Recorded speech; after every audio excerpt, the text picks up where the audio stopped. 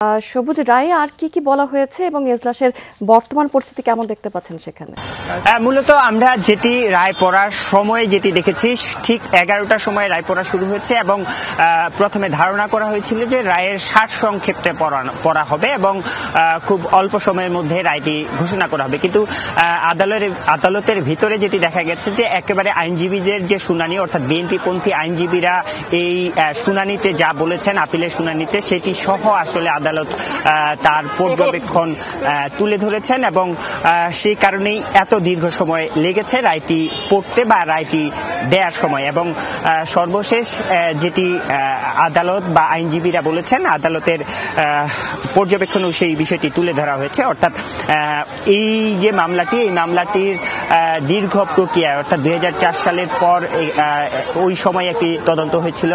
এরপরে তত্ত্বাবধায়ক সরকার, অর্থাৎ 2007 সালে যে তত্ত্বাবধায়ক সরকার গঠন করা হয়েছিল, সেই সময় মামলাটির নতুন করে তদন্ত হয়। সেই সময় একটি চার্জশিট দেওয়া হয় এবং সেই অভিযোগপত্রের উপর যখন বিচার প্রক্রিয়া শেষ হয়, 61 জন আসামির সাক্ষীর সাক্ষ্য গ্রহণও হয়ে গিয়েছিল।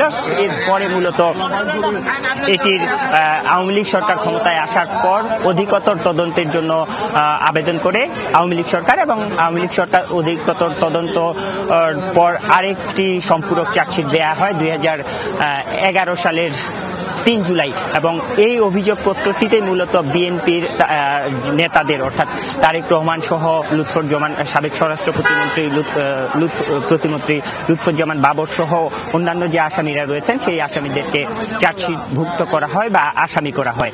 এবং আদালত যেই বিষয়টি বলছেন যে এই চার্জশিটটি আসলে অবৈধ, সেটি মূলত এখানে আমরা একটু যদি কথা বলি, সুলতান সালাউদ্দিন টুকু আছেন এই রায় নিয়ে, তার মন্তব্যটি একটু জানতে চাই। টুকু ভাই, আদালত প্রমাণ করেছে একটি মিথ্যা বানোয়াট মামলা ছিল, এটি রাজনৈতিক উদ্দেশ্য প্রণোদিতভাবে আমার ভাইকে ফাঁসানো হয়েছিল। আজকে দীর্ঘ 17 বছর ধরে তিনি জেলে রয়েছেন। আল্লাহর কাছে শুকরিয়া জ্ঞাপন করছি, এই রায়ে আমরা পারিবারিকভাবে সন্তুষ্ট। আসলে মামলাটা হওয়ার ক্ষেত্রেও রাজনীতি ছিল এবং খালাস হওয়ার ক্ষেত্রে রাজনীতি কাজ করল। ন্যায় বিচার পেয়েছি এইখানে। পূর্বে যারা ফ্যাসিস্ট সরকার, তারা কোর্টকে নিজেদের স্বার্থে ব্যবহার করে তৎকালীন সময়ে রায় দিয়েছিল অন্যায়ভাবে। আজকে প্রমাণিত হয়েছে যে আমরা ন্যায় বিচার পেয়েছি। আল্লাহ রাব্বুল আলামিনের কাছে আমরা শুকরিয়া জ্ঞাপন করছি। শুকর আলহামদুলিল্লাহ। এখানে মূলত বিএনপিপন্থী যে আইনজীবীরা রয়েছেন, তারাও একই কথা বলছেন যে এই জায়গাটিতে, এই রায়টিতে মূলত বিএনপি যে নেতারা রয়েছেন, বিএনপি নেতাদের রাজনৈতিকভাবে হ্যায় প্রতিপন্ন করার জন্য মূলত এই বিএনপি যে নেতারা রয়েছেন, সেই বিএনপি নেতাদের অন্তর্ভুক্ত করা হয়েছিল।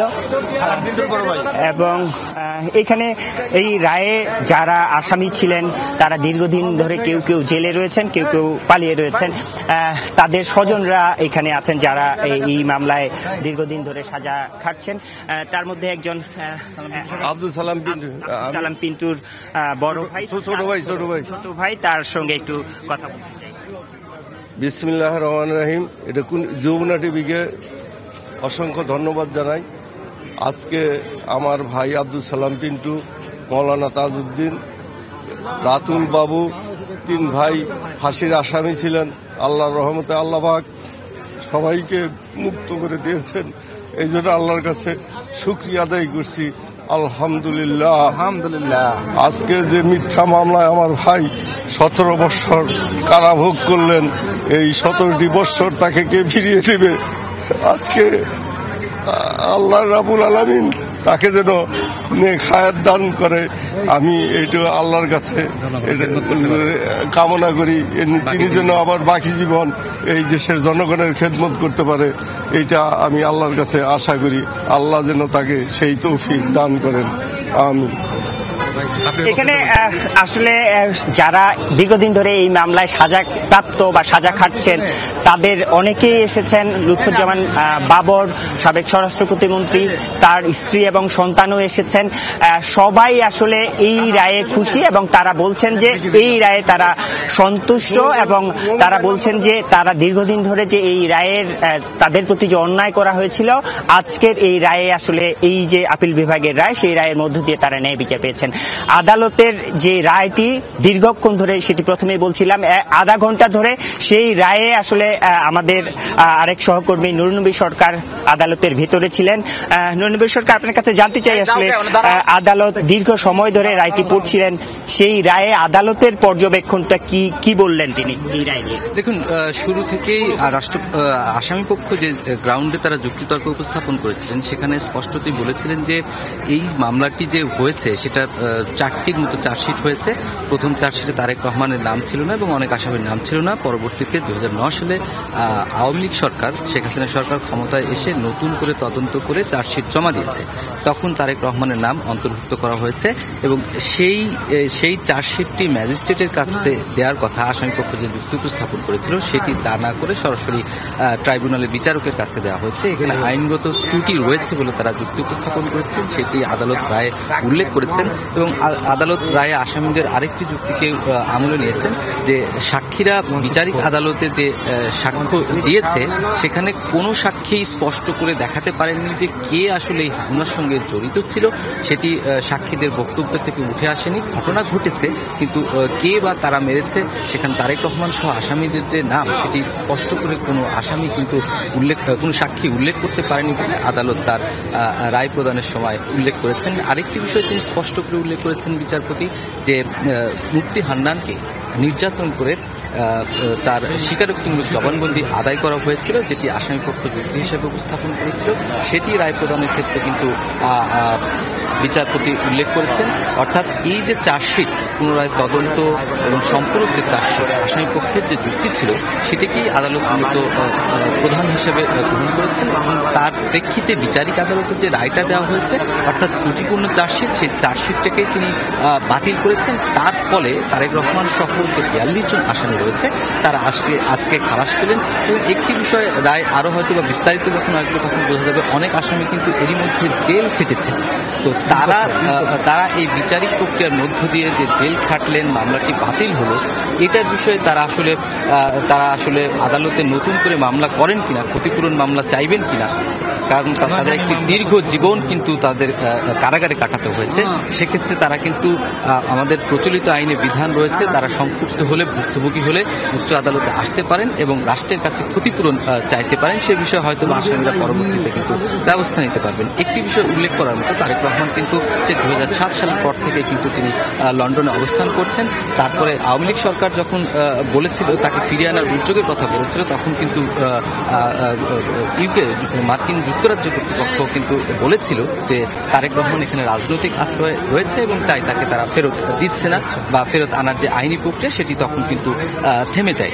এখানে সুলতান সালাউদ্দিন পিন্টু এসেছিলেন, তার ভাইও কিন্তু এই মামলায় আসলে কারাগারেই আছেন, হয়তো আব্দুল সালাম পিন্টু, তিনি হয়তোবা এই রায়ের পরে ছাড়া পেয়ে যাবেন যদি অন্য মামলায় দণ্ড না থেকে থাকে।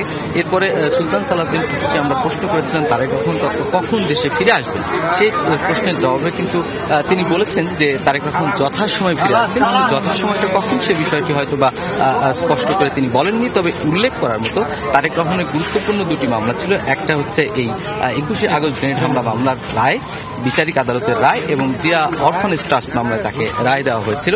সেই মামলাটিও কিন্তু রাষ্ট্রপতির নির্দেশে কিন্তু সেটি সাজা বাতিল হয়েছে এবং আজকে এটি খালাস পেলেন। সব মিলে তারেক রহমানের বিরুদ্ধে দণ্ডপ্রাপ্ত যে রায়গুলো ছিল, মামলাগুলো ছিল, সেটির কিন্তু একটা মীমাংসা হলো এবং অন্যান্য মামলাগুলো রয়েছে, চার্জশিট গ্রহণ পর্যায়ে গ্রেফতারি করানো রয়েছে, এরকম অসংখ্য মামলা তার বিরুদ্ধে রয়েছে। সেগুলোতে হয়তোবা তিনি অ্যাপিয়ার করলে হয়তোবা এসে কোর্ট হয়তোবা সেটি করতে পারে, কনসিডার করতে পারে, কিন্তু তিনি এখন জেলে যাচ্ছেন না, এই যে মামলাগুলো ছিল সেটা কিন্তু স্পষ্ট হয়ে গেল। এখন তারেক রহমানের দেশে আসার, অর্থাৎ বিএনপি যেটা অপেক্ষা করছিল গত 17 বছর ধরে একই কথা বলছিল যে রাষ্ট্রনায়ক তারেক রহমান আগামী বছর ফিরে আসবেন, সুবিধামতো সময় ফিরে আসবেন, সেই দ্বারটি কিন্তু উন্মুক্ত হলো এবং কোর্ট তার বিস্তারিত যে রায়, তিনি একটা ড্রাফট নিয়ে এসেছিলেন, সেটি কিন্তু ওপেন কোর্টে তিনি বলেছেন আবার যখন পূর্ণাঙ্গ রায় প্রকাশ করবেন সেখানে পর্যবেক্ষণ সহকারে কিন্তু বিষয়টি কিন্তু স্পষ্ট করে বলবেন এবং আসামিপক্ষের আইনজীবীরাও সে বিষয়টি কিন্তু উল্লেখ করেছেন। সেখানে জয়নাল আবেদিনের সঙ্গে কথা হয়েছে অন্য আইনজীবী। এই রায়ের মধ্য দিয়ে তারেক রহমান দীর্ঘ 17 বছর যে প্রবাস জীবন কাটাচ্ছেন সেই রায়ের মধ্য